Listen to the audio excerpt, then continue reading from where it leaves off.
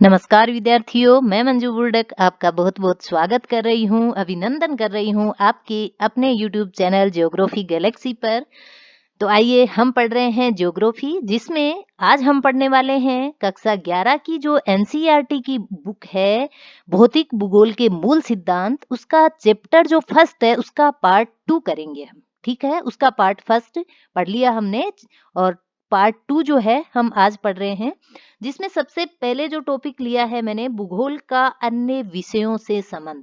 ठीक है, भूगोल जो सब्जेक्ट है वो अन्य विषयों से कैसे कनेक्ट है वो देखेंगे। तो देखिए, भूगोल एक संश्लेषणात्मक विषय है। ठीक है, हम सब जानते हैं कि भूगोलवेत्ता को सभी संबंधित क्षेत्रों की व्यापक समझ रखने की आवश्यकता होती है। ठीक है, जिससे कि वह उन्हें तार्किक रूप से संश्लेषित कर सके। इसलिए भूगोल क्या है, एक संश्लेषणात्मक विषय है, क्योंकि भूगोल का अनेक प्राकृतिक और सामाजिक विज्ञानों से अंतराप्रस्थ संबंध है।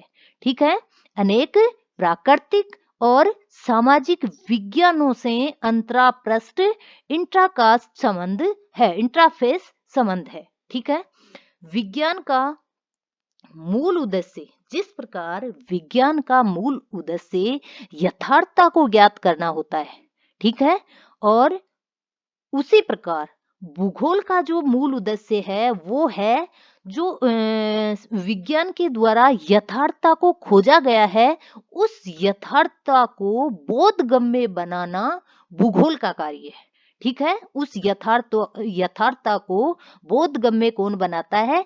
भूगोल। भूगोल उसको नॉलेजेबल बनाता है, ग्रहण करने योग्य बनाता है। तो नेक्स्ट, भौतिक भूगोल और प्राकृतिक भूगोल में कैसे कनेक्शन है, कैसे एक दूसरे से कनेक्ट है, ये देखेंगे।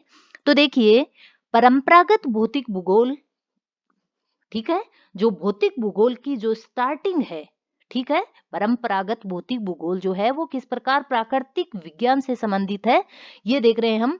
तो जो परंपरागत भौतिक भूगोल है उसमें देखिए आप, भौमिकी, मौसम विज्ञान, जलवायु विज्ञान, सामुद्रिक विज्ञान, मृदा विज्ञान आदि सभी से संबंधित है भौतिक भूगोल की परंपरागत भौतिक भूगोल। ठीक है, तो नेक्स्ट, जबकि जैव भूगोल की भी हम बात करें तो जैव भूगोल किनसे संबंधित है? तो ये भी वनस्पति शास्त्र, जीव विज्ञान और पारिस्थितिकी विज्ञान से संबंधित है जैव भूगोल। और बात करें अगर हम मानचित्र भूगोल की, तो मानचित्र भूगोल का नॉलेज लेने से पहले हमें गणित, सांख्यिकी और अर्थमिति का भी ज्ञान होना आवश्यक होता है। इस प्रकार कि ये प्राकृतिक विज्ञान से भूगोल कनेक्ट है। ठीक है, नेक्स्ट, अब भूगोल और सामाजिक विज्ञान कैसे संबंधित है? तो देखिए, भूगोल की सभी शाखाएं, जैसे सामाजिक भूगोल, ठीक है, भूगोल की जो सभी शाखाएं हैं वो सामाजिक भूगोल, राजनीतिक भूगोल, आर्थिक भूगोल, जनसंख्या भूगोल, अधिवास भूगोल आदि विषयों से घनिष्ठ संबंध है। ठीक है, भूगोल का इन सभी विषयों से काफी घनिष्ठ संबंध है, बहुत ज्यादा संबंधित है ये एक दूसरे से। जैसे जैसे अगर बात करें हम राजनीतिक भूगोल की, तो इसमें क्या क्या पढ़ा जाता है, इसमें किसका ज्ञान होता है?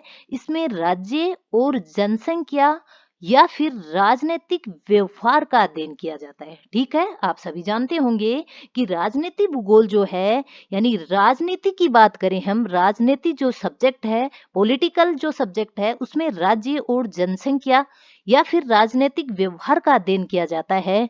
और राजनीतिक भूगोल जो है, वो भूगोल शब्द जुड़ते ही उसमें किसी पर्टिकुलर क्षेत्र की बात आ जाती है। ठीक है, किसी पर्टिकुलर क्षेत्र की बात आ जाती है, किसी क्षेत्र विशेष के परिप्रेक्ष्य में हम उस राज्य को पढ़ेंगे, उस राज्य की जनसंख्या को पढ़ेंगे, या फिर वहां पर होने वाला राजनीतिक व्यवहार का अध्ययन हम करेंगे। ठीक है, और बात करें हम अगर अर्थशास्त्र की, तो जो अर्थ भूगोल है उसमें अर्थशास्त्र में क्या पढ़ते हैं हम? उत्पादन, विवरण, विनिमय, उपभोग। ठीक है, उत्पादन, विवरण, विनिमय या फिर उपभोग की चर्चाएं, इनका नॉलेज, इनका अध्ययन करते हैं हम अर्थशास्त्र में। जबकि हम अगर बात आती है भूगोल की, तो भूगोल पढ़ते समय हम ये चीजें किसी क्षेत्र के परिप्रेक्ष्य में करते हैं। ओके, नेक्स्ट अगर बात करें हम जनसंख्या भूगोल की, तो उसमें जनांकीकी का अध्ययन किया जाता है। ठीक है, तो ये आपको ये समझाया है उदाहरण देके कि किस प्रकार ये जो सब्जेक्ट हैं सामाजिक विज्ञान के जो भूगोल से कनेक्ट है। इस प्रकार भूगोलवेत्ता, ठीक है, भूगोलवेत्ता सहयोगी विषयों से प्राप्त सूचनाओं और आंकड़ों का प्रयोग करते हुए क्षेत्र के परिप्रेक्ष्य में उसका संश्लेषण करता है। ठीक है, तो आप समझ गए होंगे अच्छी तरह से कि भूगोलवेत्ता जो है वो सहयोगी विषयों से प्राप्त जो सूचनाएं हैं, जो आंकड़े हैं, उन सब का प्रयोग करते हुए किसी क्षेत्र के परिप्रेक्ष्य में उसका संश्लेषण करता है। ठीक है, नेक्स्ट दिखाया है भूगोल के क्षेत्र का एक रेखा चित्र मैंने आपको, जो कि इस कक्षा 11 की बुक में डाला हुआ है कि किस प्रकार किस किस सब्जेक्ट से भूगोल जो कनेक्ट होकर इसका अलग से एक अध्ययन क्षेत्र बनाता है। तो देखिए, जैसे कि बात करें हम समाजशास्त्र की, तो समाजशास्त्र से सामाजिक भूगोल बनता है और सामाजिक भूगोल के बारे रूप में पढ़ते हैं हम।